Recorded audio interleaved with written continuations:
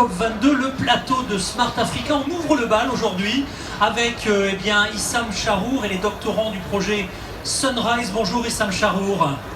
Bonjour Marc Lionel. Et merci d'être avec nous. Alors Issam Charour, c'est un jour important. C'est un jour où on présente des démonstrateurs. J'aimerais d'abord en quelques mots que vous me présentiez le projet Sunrise. Merci Marc. Tout d'abord, nous sommes très heureux d'être à la COP22 pour montrer les avancées de la technologie française et de la recherche française dans le domaine de la ville intelligente et durable. Donc, ce qu'on avait fait en fait avec tout un consortium d'entreprises, des villes, on a monté un véritable démonstrateur de ce qu'il peut être la ville de demain, la ville intelligente, en instrumentant en fait toute une petite ville sur les réseaux d'eau potable, l'assainissement, le chauffage urbain, l'électricité. Tous les flux finalement, ce qu'on appelle vraiment les réseaux urbains intelligents, c'est ça l'enjeu? Tout à fait, tout à fait. Donc l'idée de base, c'est de voir comment ces réseaux fonctionnent et surtout ce qu'ils peuvent nous apporter la technologie.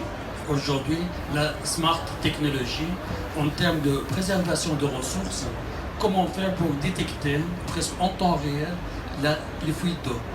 Comment éviter presque en temps réel qu'une panne d'électricité s'étend et s'amplifie. Réagir avec des capteurs partout dans la ville et avoir des systèmes de plus en plus agiles, de plus en plus réactifs, c'est ça l'enjeu?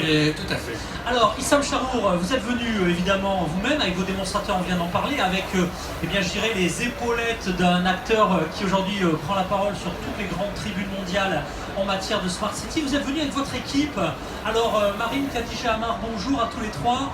Rapidement, vous travaillez dans l'équipe d'Issam. Sur quel domaine vous-même travaillez-vous en tant que doctorant? Marine, tout d'abord. Bonjour Marc, moi je suis ingénieur R&D, donc plus spécialisé en télécommunication et en informatique, mais je vais travailler un peu sur tous les domaines. Tous les domaines autour de cette... Alors voilà, alors aujourd'hui ces capteurs, cette intelligence ambiante, elle se traduit par quoi? On en met partout des capteurs aujourd'hui?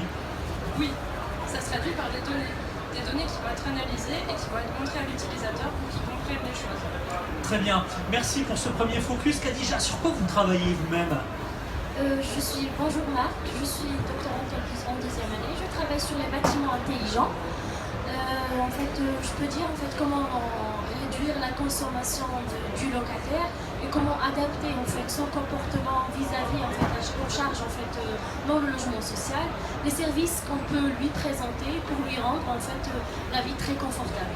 Lui rendre la vie très confortable, le responsabiliser aussi, j'imagine, sur sa dépense énergétique. Eh ben, bravo, merci Khadija. Amar, alors vous, on se connaît également depuis longtemps, on vous a croisé déjà sur des projets, notamment sur la naissance de My Digital City à Lille l'an dernier.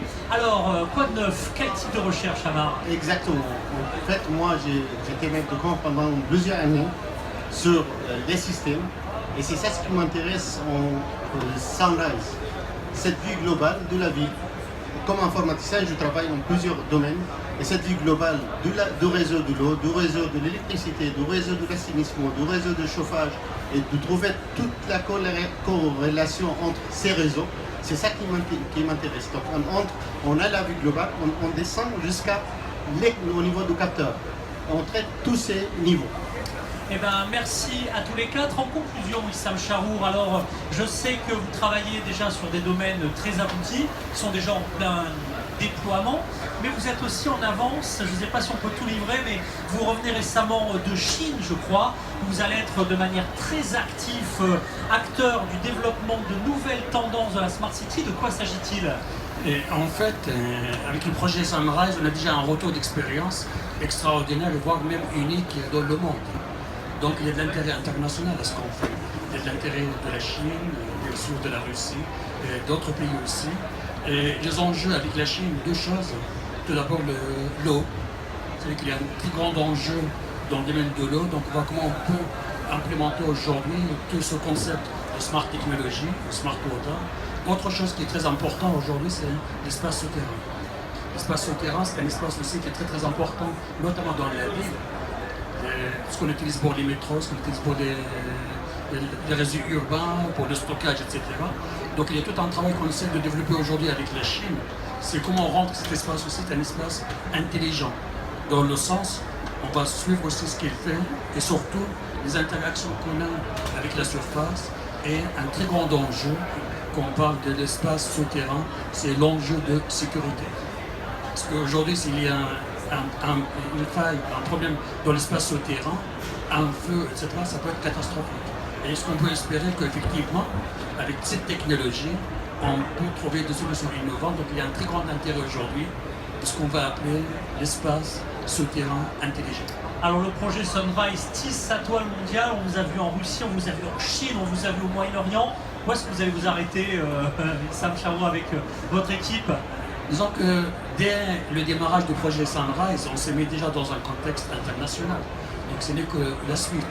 Aujourd'hui, le projet commence à être connu, le projet, avec les résultats qu'on a aujourd'hui. Ce qui est important aujourd'hui, à travers nos démonstrateurs, on montre que cette technologie-là, elle est vraiment intéressante. Il y a un retour d'expérience très intéressant, à la fois sur le plan économique, sur le cadre de vie.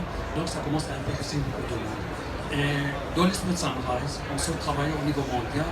Donc on est ouvert à tout le monde, avec les jeunes qu'on a ici qui viennent vraiment de partout, pour que cette technologie soit transférée, soit implémentée et qu'il y ait de la coopération internationale sur un sujet qui est aujourd'hui d'actualité, parce qu'on est à la COP22.